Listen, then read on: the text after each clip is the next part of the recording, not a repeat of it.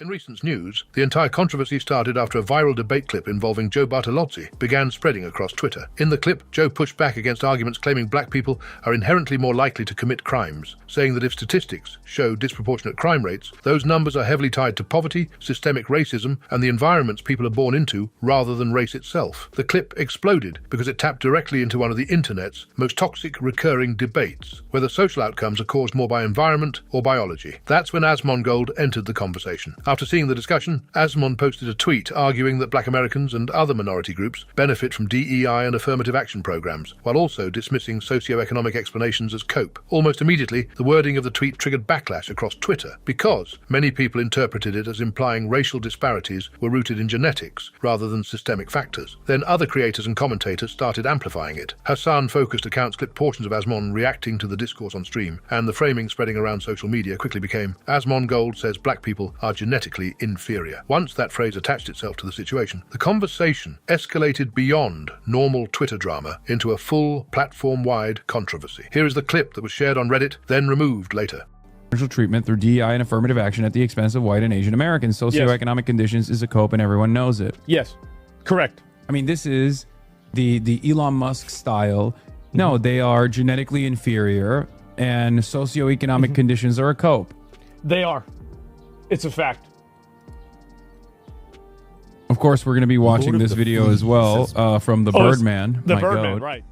The second the clip started circulating, reactions exploded across every side of streaming Twitter, Reddit, and political commentary communities. Critics accused Asmongold of pushing racist talking points disguised as facts and statistics. A lot of people focused specifically on the language he used, arguing that reducing racial disparities to genetics ignores decades of historical discrimination, economic inequality, housing segregation, education gaps, and systemic barriers. Some posts went even further, calling his comments outright hate speech and demanding Twitch take action against him under its hateful conduct policies. One of the biggest reactions came from creators and political commentators directly tagging Twitch and Twitch support, asking why one of the platform's largest streamers was allegedly allowed to make comments they viewed as racial superiority rhetoric without consequences. Screenshots of Twitch's hateful conduct policy started circulating everywhere, with people arguing the statements clearly crossed the line into discriminatory speech. The hashtag-style campaign became less about debating the argument itself and more about whether Twitch would enforce its own rules consistently against one of its biggest creators. At the same time, Reddit threads and commentary channels completely exploded. Some posts framed the situation as undeniable proof that Asmongold had moved further into culture war politics over the past few years. Others accused him of trying to hide behind statistics while making broader racial claims. Critics also heavily mocked his follow-up tweet where he argued that capitalizing black showed he did not intend disrespect, with many people seeing that explanation as avoiding the actual criticism being directed at him. But there was also a defensive side that formed around him almost immediately. Supporters argued that his comments were being clipped, reframed, and interpreted in the worst possible way. They claimed he was criticizing policies like DEI and affirmative action, rather than literally saying black people were biologically inferior. Others argued the phrase attached to the controversy online became more inflammatory than what he explicitly said himself. That defense turned the conversation into another massive free speech debate, where supporters accused critics of intentionally weaponizing outrage to push for deplatforming.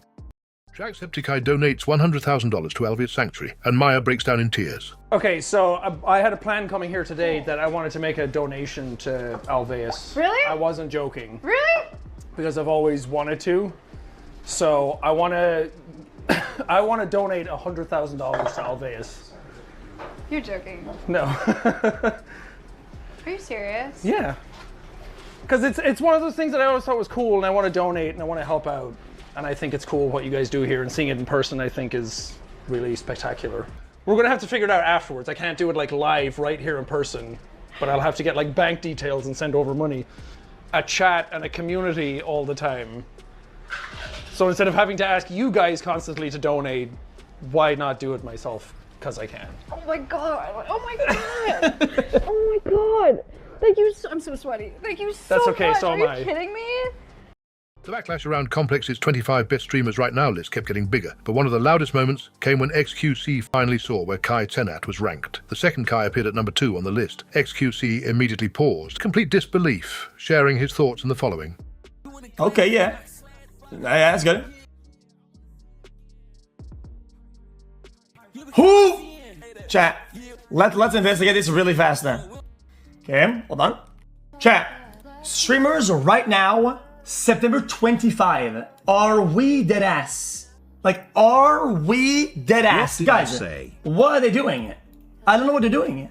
list of top streamers of all time. Yeah, I mean, I'll agree with all that. Like, I'm not getting any pushback, but right now, Once the clip hit Twitter, the community reactions immediately split into opposing sides. One side came out hard defending Kai Cenat and saying the number 2 placement was actually too low. Supporters argued that regardless of whether he's currently live every single day, Kai has become the face of modern streaming culture. People pointed to how he inspired an entire new wave of creators, how Streamer University became a massive cultural moment online, and how almost every younger streamer today is trying to recreate the style of content Kai popularized. To them, Kai isn't just a big streamer, he's the streamer that shifted the entire culture. But then the other side pushed back aggressively. Critics started arguing that current activity should matter more than legacy influence. A lot of the backlash centered around the fact Kai hasn't been consistently streaming recently, with people claiming it made no sense to rank him above creators who are live constantly right now. Some reactions got especially heated, accusing him of disappearing after his marathon streams while still benefiting from Twitch subscriptions renewing in the background. Those posts framed the ranking as popularity-based instead of performance-based, arguing the list ignored who's actually grinding day-to-day content in the present moment. Twitch streamers Julie Atkins, Alinity, Dean Sukul and Isfan TV all picked Ludwig Subathon over Kai Cenat as the most famous and culture-changing one. No, most people do. Well, it's kind of like the thing is that Ludwig was like the first to really like. No, I was trying. Massively change. I was joking. When I say trying, I Well- was trying to make a joke. Okay. Can we talk a little bit about when was this? Like That was 2021? I think it was in 2021, correct? That was I 21. think it was the first. It was when I was That in was- Austin the first time. He was doing That was it. Was he in Austin at the time? Maybe It was- not. no, it was Chat, 2020. Can I we think it was keep chat 2020. off the sub only so they can tell us? I think it was 2020. Did it It freeze? was during the summer of 2020. It was whenever Joe Biden pushed out the stimulus checks, and he planned a subathon around the stimulus checkers.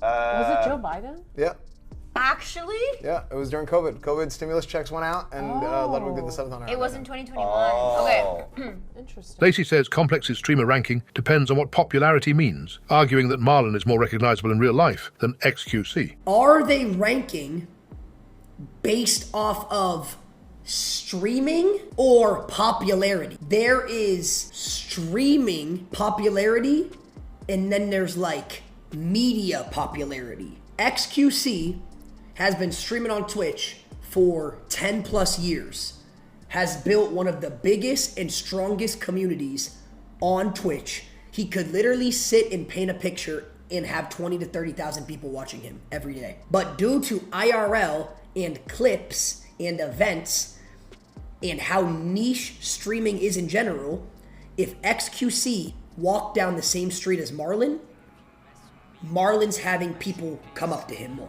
XQC got stream sniped by an NPC in Forza Horizon 6. what? What? What? What the? Rest in peace!